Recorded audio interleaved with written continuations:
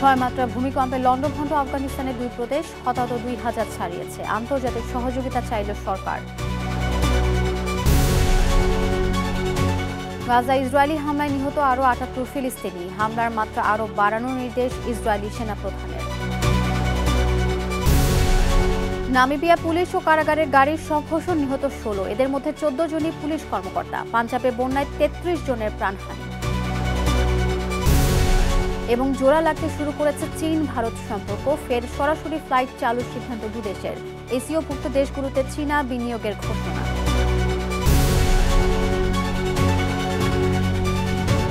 বিশ্বজুড়ে ঘটে যাওয়া দিনের গুরুত্বপূর্ণ ঘটনাবলী নিয়ে আরটিভির নিয়মিত আয়োজন সারাদিনের বিশ্ব। আপনাদের সঙ্গে রয়েছি আমি আফসানা সুরাইয়া।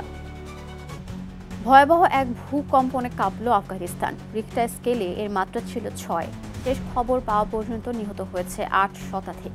ঘটনায় আহত হয়েছেন আরও ১৫০০-এর বেশি মানুষ।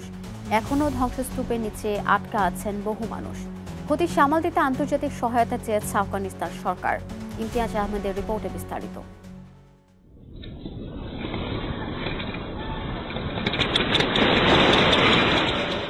স্থানীয় সময় রোববার মধ্যরাত আচমকাই কেঁপে ওঠে আফগানিস্তানের নাঙ্গারহার ও কুনার প্রদেশ।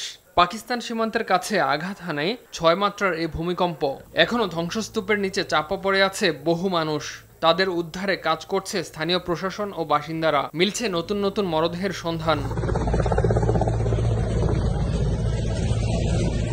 যুক্তরাষ্ট্রের ভূতাত্ত্বিক জরিপ সংস্থা ইউএসজিএস বলছে, ভূমিকম্পের উৎপত্তিস্থল ছিল জালালাবাদ শহরের ২৭ কিলোমিটার উত্তর পূর্বে, ভূপৃষ্ঠের ৮ কিলোমিটার গভীরে। এরপর আরও অন্তত ৩টি কম্পন অনুভূত হয়, যেগুলোর মাত্রা ছিল ৪.৫ থেকে ৫.২ এর মধ্যে।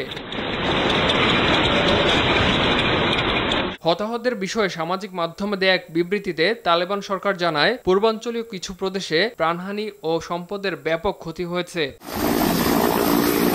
এদিকে ভূমিকম্পের ফলে প্রবল বন্যা ও ভূমিধসে বন্ধ রয়েছে দেশটির বেশিরভাগ সড়ক। পর্যাপ্ত সম্পদ ও সরঞ্জাম না থাকায় ক্ষতিগ্রস্ত অঞ্চলগুলোতে আন্তর্জাতিক সহায়তা চেয়েছে আফগান সরকার। ভূমিকম্প যেন আফগান নাগরিকদের জন্য হয়ে উঠেছে এক নিয়মিত আতঙ্ক।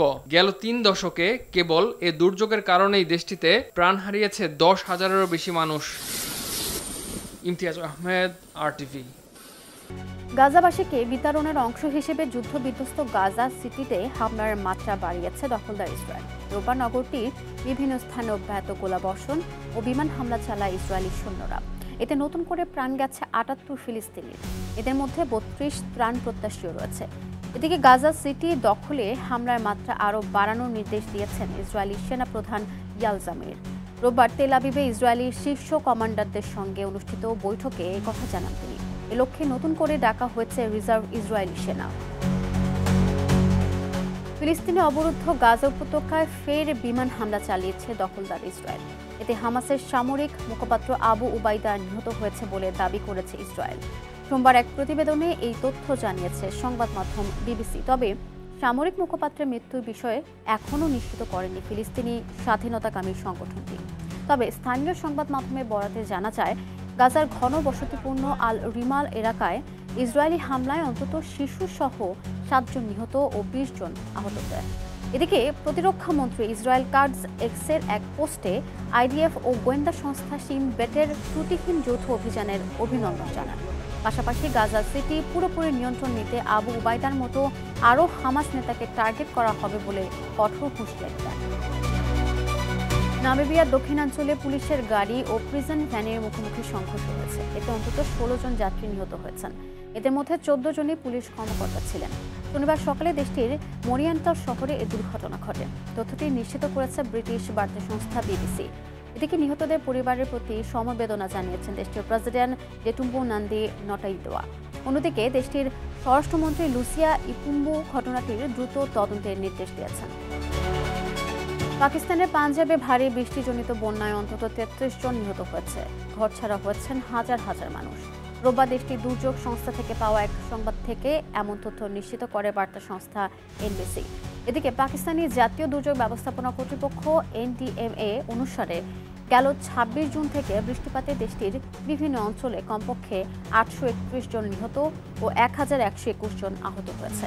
দুর্যোগ মোকাবেলায় সরকার কিছুটা হিমশিম খেলেও এতে বেসরকারি সংস্থাগুলোকে এগিয়ে আসার আহ্বান জানিয়েছে দেশটির সরকার।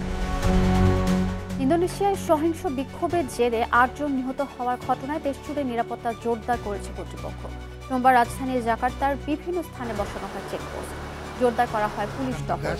নাগরিকদের নিরাপত্তা নিশ্চিত ও শান্তি বজায় রাখতে এমন পদক্ষেপ নেওয়া হয়েছে বলে জানায় পুলিশের মুখপাত্র।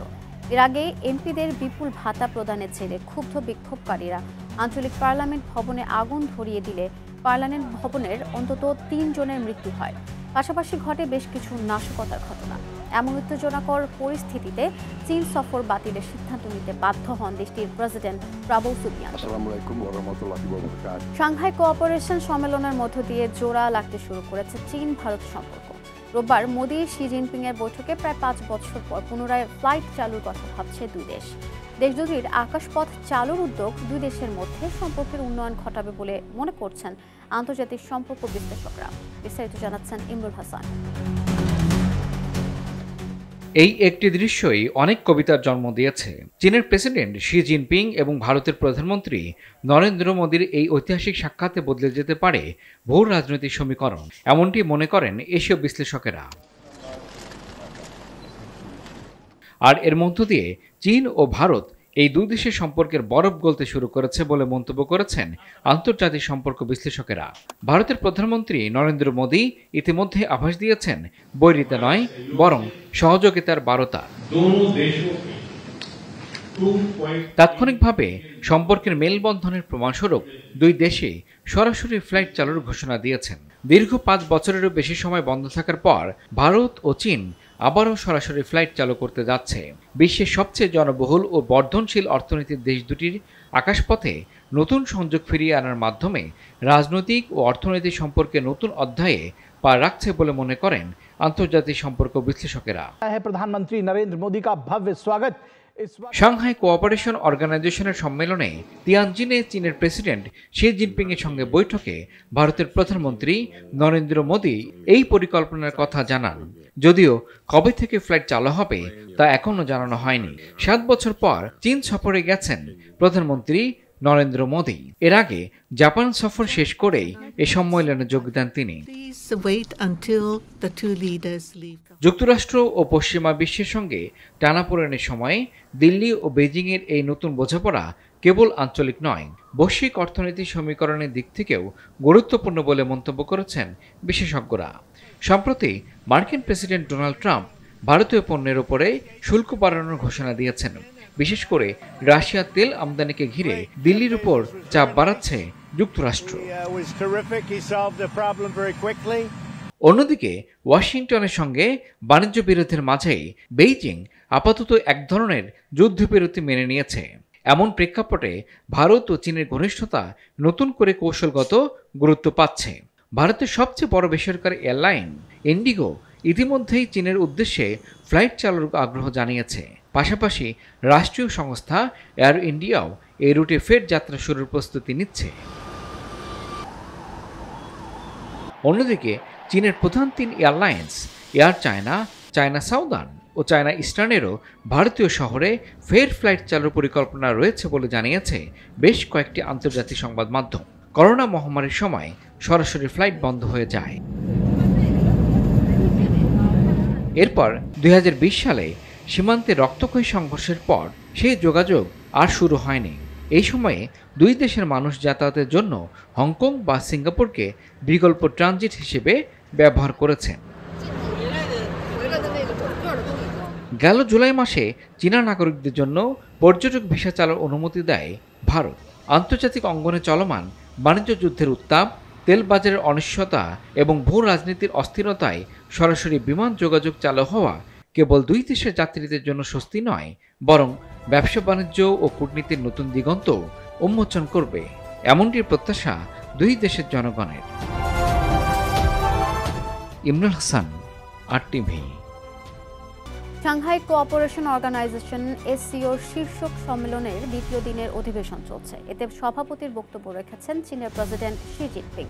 বক্তব্যে SCO ভুক্ত দেশগুলোর নেতাদের পারস্পরিক সহযোগিতা বজায় রাখার মাধ্যমে আন্তর্জাতিক অঙ্গনে ইতিবাচক ভূমিকা রাখার আহ্বান জানান তিনি। পাশাপাশি আগামী বছরগুলোতে এই দেশগুলোতে উল্লেখযোগ্য পরিমাণে বিনিয়োগের ঘোষণাও দেন শি জিনপিং। এর আগে সম্মেলনের স্থানে পৌঁছালে বিশ্ব নেতাদের স্বাগত জানান চীনা প্রেসিডেন্ট।上海合作组织刚一成立，就确立了互信。 বিশ্ব শান্তি ও উন্নয়ন নিশ্চিতে গুরুত্বপূর্ণ ভূমিকা রেখে আসছে এসসিও। আমরা আধিপত্যবাদ ও শক্তিমত্তার পরিবর্তে পারস্পরিক সহযোগিতার মাধ্যমে বৈশ্বিক উন্নয়নে ভূমিকা রাখতে চাই। 成员国秉持这一初心，共享机遇，共谋发展。 এদিকে চীনে পুতিন ও মোদির মধ্যকার সাইডলাইন বৈঠক শেষ হচ্ছে। বৈঠকে মস্কোর সঙ্গে ধারাবাহিক সম্পর্ক বজায় রাখায় নয়াদিল্লিকে ধন্যবাদ জানান ভ্লাদিমির পুতিন। পাশাপাশি এসসিওকে দক্ষিণ ও পূর্বের দেশগুলোর মধ্যে সমন্বয় গড়ার একটি দারুণ প্ল্যাটফর্ম বলেও আখ্যা দেন তিনি। মোদির সঙ্গে অনুষ্ঠিত বৈঠকটি দুদেশের মধ্যকার বহুমুখী সম্পর্ক উন্নয়নে ভূমিকা রাখবে বলেও প্রত্যাশা করেন রুশ প্রেসিডেন্ট।